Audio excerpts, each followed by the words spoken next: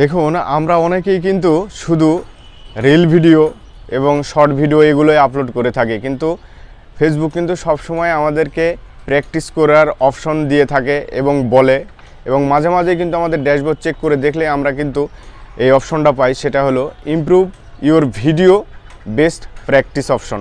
এই অপশনটাই যদি আপনি ক্লিক করেন তাহলে আপনি বুঝতে পারবেন যে আপনাকে লং ভিডিও তৈরি করার জন্য এবং লং ভিডিও আপলোড করার জন্য কি কি রিকোয়ারমেন্ট এবং কি কি অনুশীলন করতে বলতেছে সেগুলো সবই কিন্তু এখানে লেখা আছে। সেটা হলো সর্বপ্রথমে কথা হলো যে আরও মজার বিষয় যে আপনি যখন লং ভিডিও আপনার ফেসবুকে আপনি যখন আপলোড দিবেন তখন দেখবেন যে কিছুক্ষণ পরে ফেসবুক আপনাকে অপশনটা দিয়ে দিবে যে best practice on your video, অর্থাৎ তোমার ভিডিওতে লং ভিডিও যে তুমি পোস্ট করতেছো এই বিষয়ে তোমাকে অনুশীলনের করার জন্য একটা প্র্যাকটিস করার জন্য এগুলো দিয়ে থাকে, সেগুলো এখানে আছে। দেখেন আমরা কিন্তু লং ভিডিও করি, পোস্ট করি, আমরা ক্যাপশন দিয়ে থাকি, আমরা তারপরে হ্যাশট্যাগ ইউজ করে থাকি, তারপরে আমরা কি করি এখানে 1:1 অথবা 4:5 এই দুইটা অপশানে ভিডিওর প্র্যাকটিস করতে বলতেছে, বা ভিডিও এখানে আমরা শ্যুট নেব এরকম কথা এখানে বলতেছে। আবার বলতেছে যে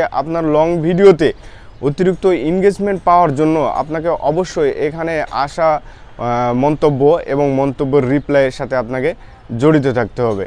এগুলো হচ্ছে আমাদের এই লং ভিডিও পোস্ট করার কিন্তু রিকোয়ারমেন্ট বা অনুশীলনে এগুলো করতে হবে। আমরা কিন্তু অনেকে শর্ট ভিডিও নিয়ে বসে থাকি।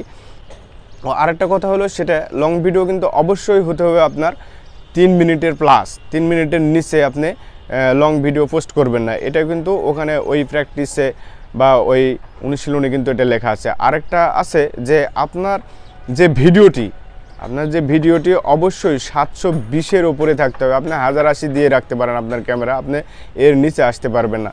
লং ভিডিও পোস্ট করার জন্য আমাদেরকে যে রিকোয়ারমেন্টগুলো দিয়েছে এই প্রত্যেকটা রিকোয়ারমেন্টগুলো আমাদেরকে মেনে কাজ করতে হবে, এবং প্রতিদিন আপনি যতই রিল দেন, যেটাই করেন না কেন আপনাকে প্রতিদিন একটা করে লং ভিডিও কিন্তু আপনাকে পোস্ট করতেই হবে।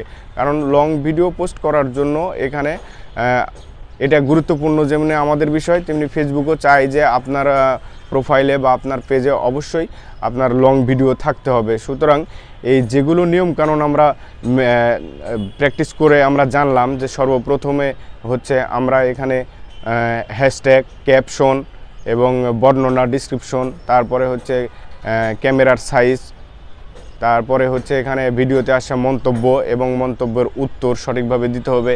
আরেকটা আমরা জানলাম কি এখানে অবশ্যই এখানে আমাদেরকে দুটো রেশিও আমাকে সিলেক্ট করে নিতে হবে, সেটা হলো 1:1 অথবা 4:5। তো সুতরাং সবাই ভালো থাকবেন এবং এই প্র্যাকটিসগুলো অনুসরণ করবেন এবং সেই অনুযায়ী এই ভিডিওগুলো তৈরি করে ফেসবুকে পোস্ট করার জন্য অনুরোধ করা হলো। সবাই ভালো থাকবেন। আসসালামু আলাইকুম।